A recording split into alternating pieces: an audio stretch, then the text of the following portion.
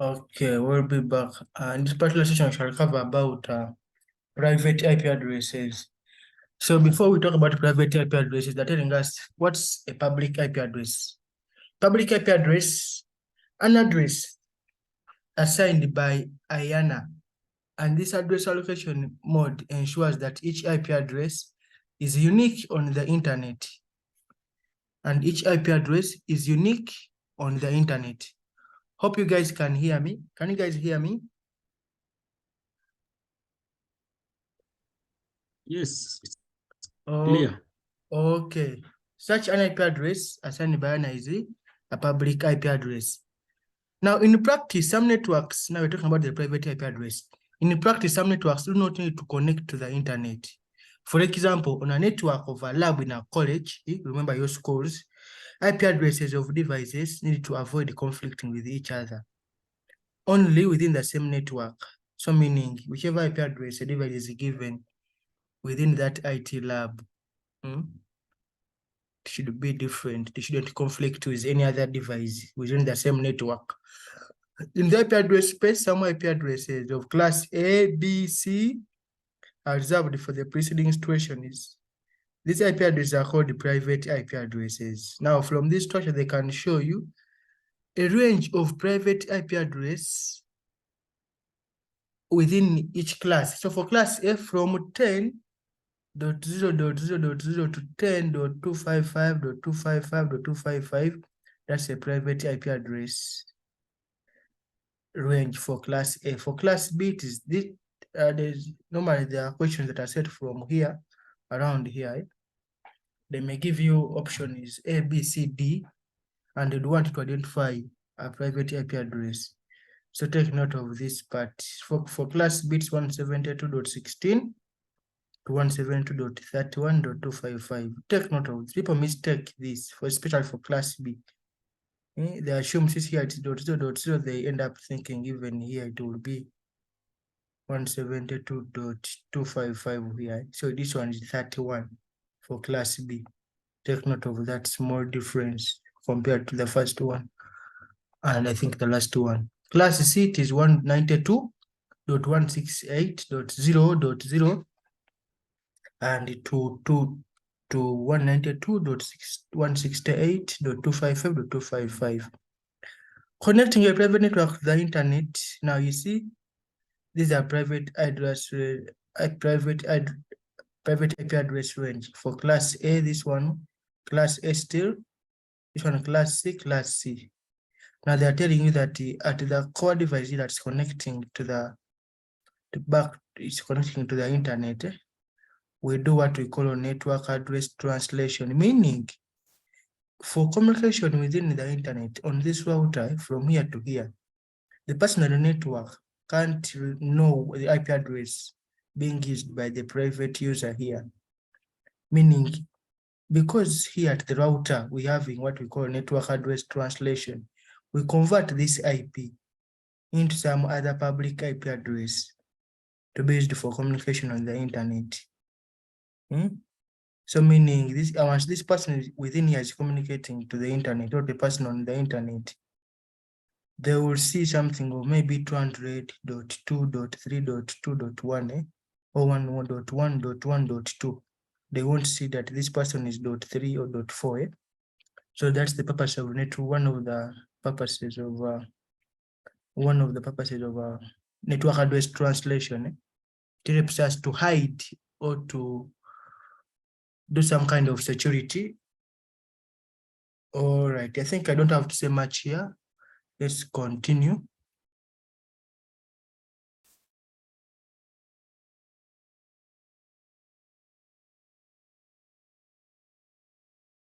Special IP addresses. So we've talked about the private IP addresses. Now we're talking about the special IP addresses. Some IP addresses in the IP address space are of special meanings and functions. For example, limited broadcast address scope. That's a broadcast address. You saw that. It can be used as a destination address and traffic destined.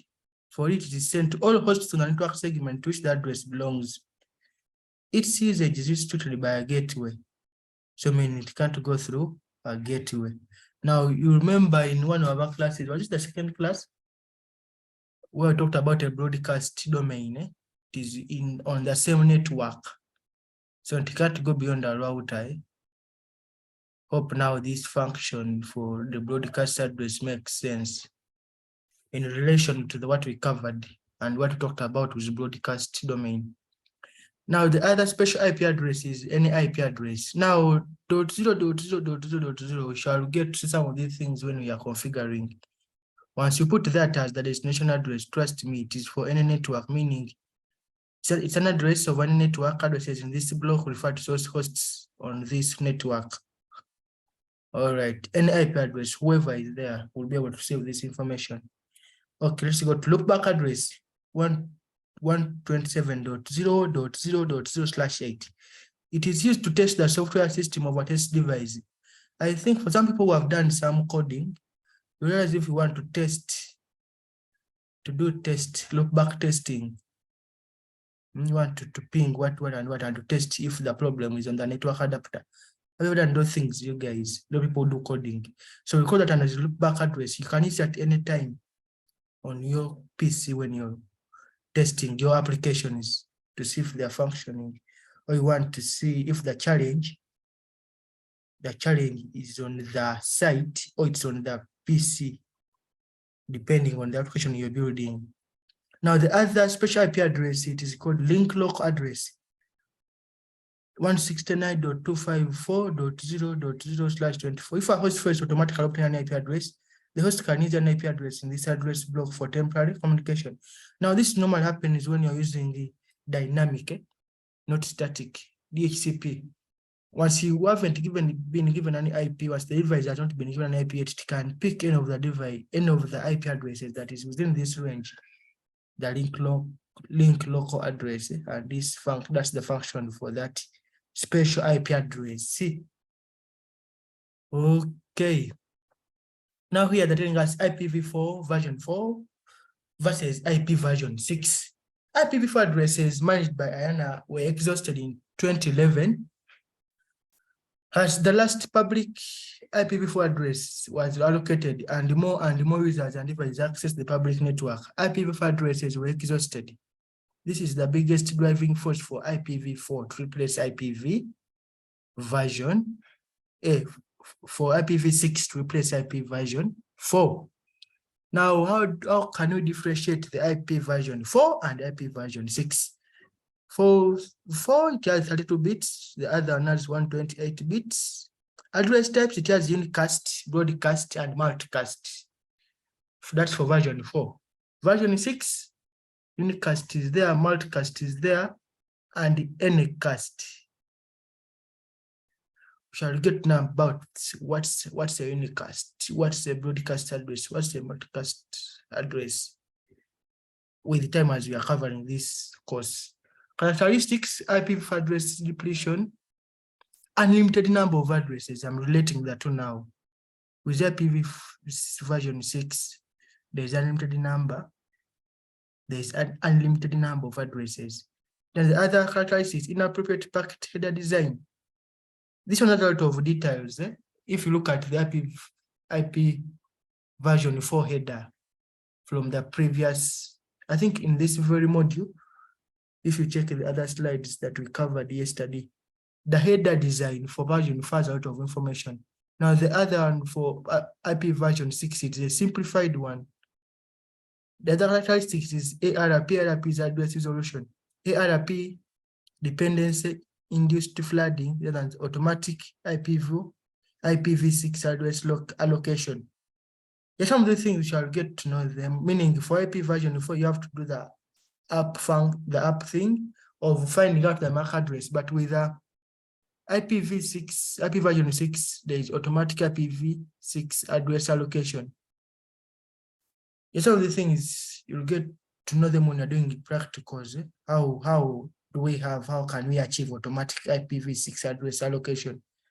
We shall see some of these things when you are using this software here, ENSP. We shall see some of these things practically, don't you worry. Yeah, now we are going to what we call subnetting. subnetting.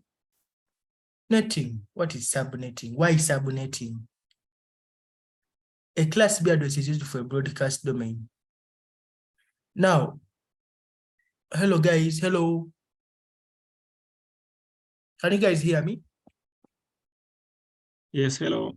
Yeah, I would like to suggest, before I go to subnetting, do you have any question on what we have just covered? Introduction to IPv4 addresses. Any question that you might have thought of as I was moving through or going through? Feel free to ask before we go to the other subtopic, subnetting. Do you have any question or any supplement or anything would you feel like you would add on?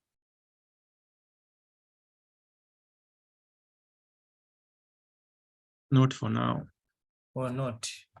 I think, let me think everyone else is like that. Yeah, Nelson, Edward, Sevriba, Namanda, Catherine. Yeah, thanks for being able to attend. Let's go to subnetting. Okay, so far we are good. Okay, that was from the chat.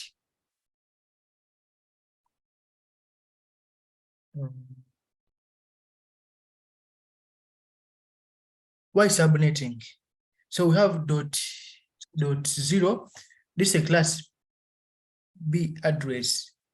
We have someone of dot 1, dot 2, dot 253 up to 254. That is it. We also have dot 1, dot 0, dot 3, dot 0, dot 2, dot 0, dot 4, dot 0. Okay.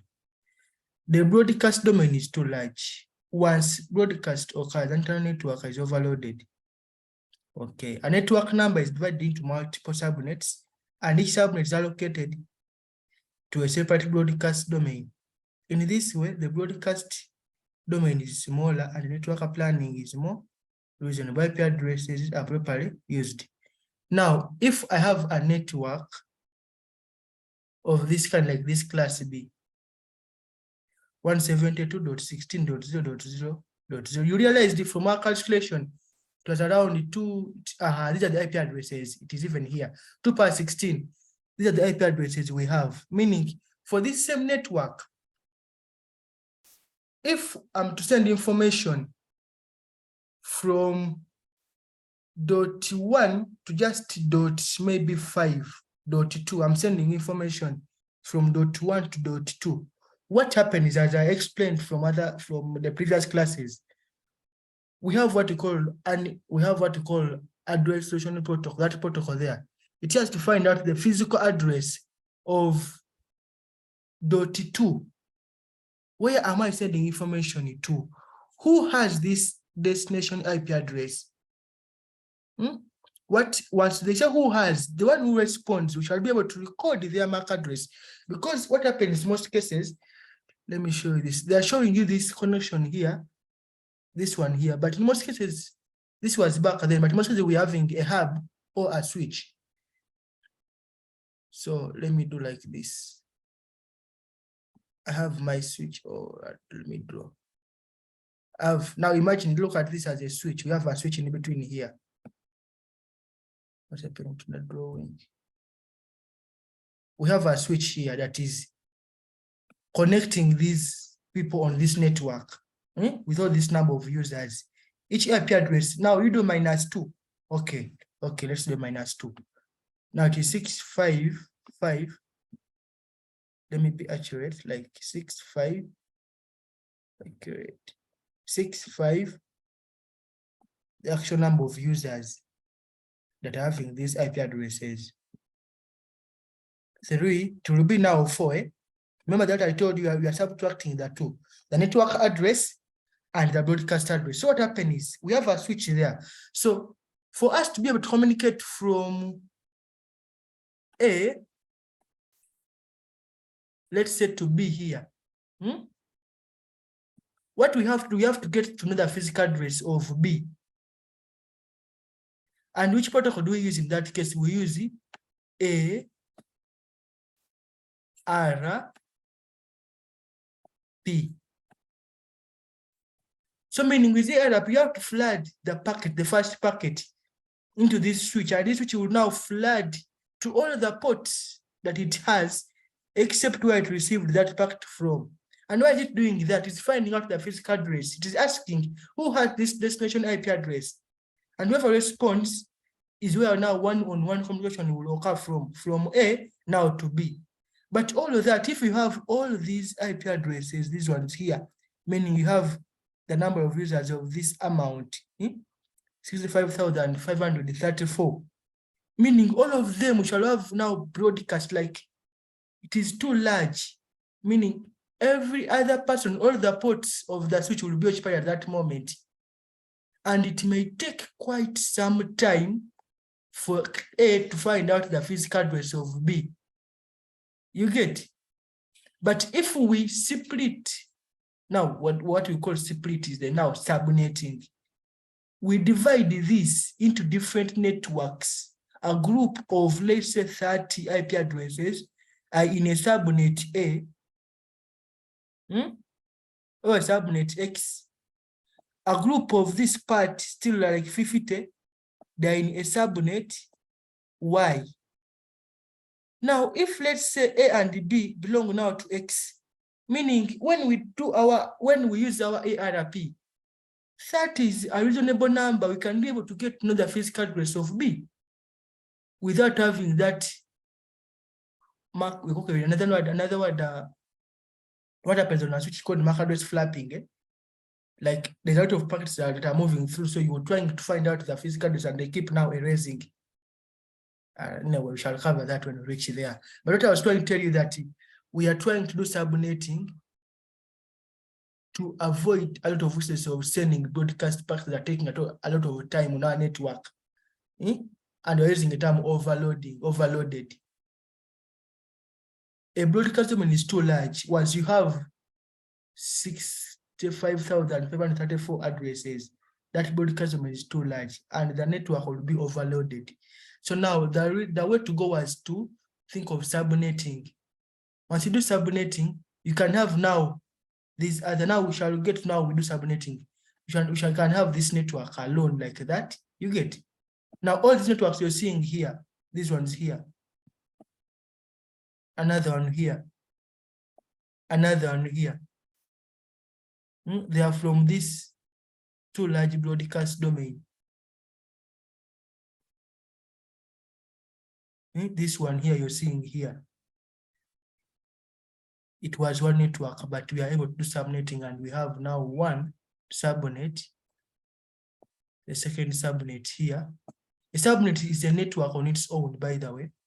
I don't think subnet, another name for it is a network. But it's a network that is from a bigger network. We get this, but there's also supernetting exists, where now you're combining these and you're going back to this big address. Okay, that's the brief overview about subnetting. But how we do that, no worries, it might even be on the next slide. Let's see.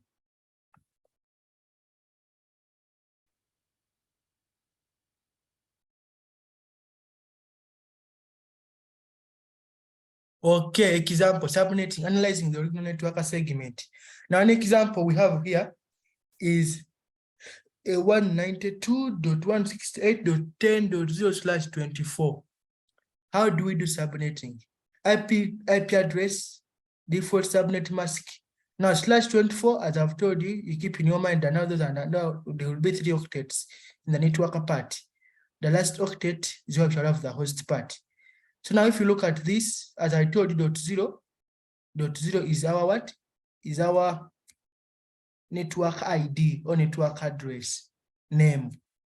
So we don't use it. So for .1 IP address, this is how it looks like. Okay, for broadcast address, you remember it will be now 112.2555. You're seeing it here.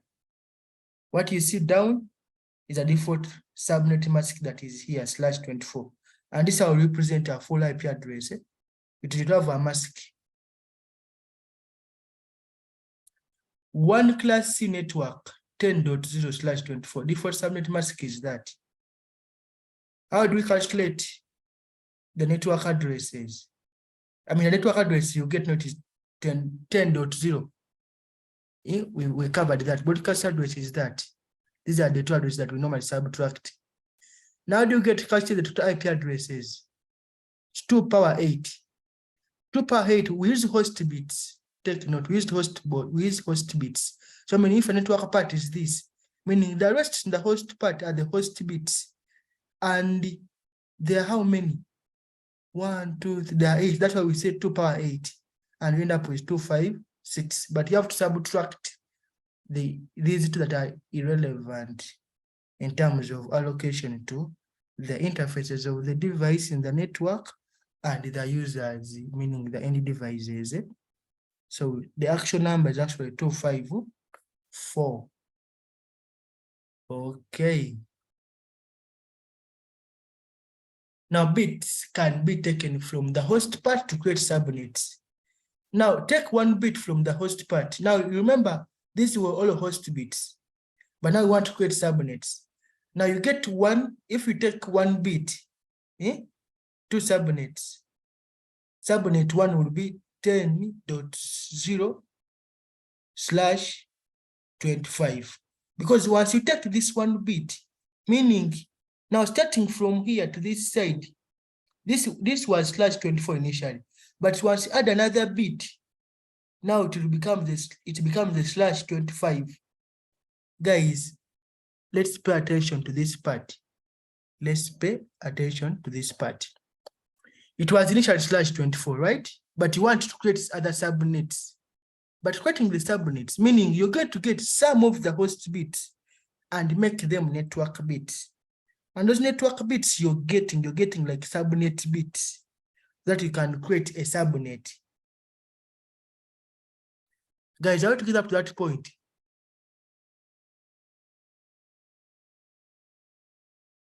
Okay, the silence means we are moving together. So if we have /25 and we calculate the number of now IP addresses available in a subnet, we shall do 2 power 7, meaning the other bit has been taken. So we have available IP address range of 128. 2 power 7. It's now no longer 2 power 8. The other bit was taken for us to create subnets. And how do we calculate the number of subnets? It will be 2 power that 1. That's we have 2 subnets. Subnet 1 and subnet 2. I'm going to go slow here. Let me check the chat. Someone's saying something. Okay. Let me rebound. Subnetting. It was a large range of address, a large IP address range. From the previous example, we had 65 something big, but now we're creating subnets. But how do we do subnetting? Now, from this particular example, what you do from the address they have given you.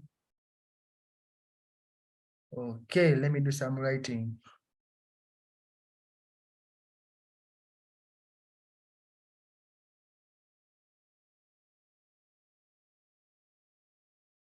This is the IP address they have given you, 1.10.0/24. So once they give you that, they have given you that. But then they have told you, but no, they have given us that, NIT has given us that IP address, or not actually NIT, this is a private address range. You've been given this as a network administrator, and I've told you we have 2 departments in our school, and you would like them to be in different networks. What you can do as a network engineer, you do subnetting. How do you do subnetting? They are told there are 2 departments. Be like, okay, 2 departments. Now, if there are 2 departments, you have the host, the whole of this is network part.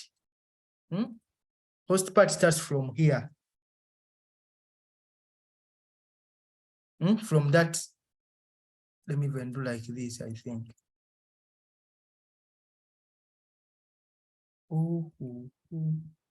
Like that. This is the network part. The other one is the host part. The other one It's just as simple as a mask, default mask. Mask. Now, you as a network engineer, what you have to first do, how do you achieve subnetting? You achieve subnetting using the host part. The host part will get the number of host bits. Now, by default, for this network, if this school or this boss or this director, you had only one department in the school, we wouldn't do subnetting. We would just calculate to be like, okay, boss, you need to, we give, how many people shall we be able to give IP addresses? Be like, it will be now 2 power, it will be 2 power 8, because in this host part, in terms of bits, these are 8 bits. I told you this is an octet. Octet. Meaning, octet, there are 8 bits. In terms of bits, there are 8 bits. This is a single octet. This one here is a single octet. So just 8 bits. So how do you calculate the number of IP addresses available, host bits? You get 2 power 8 to get that number. You get, but as a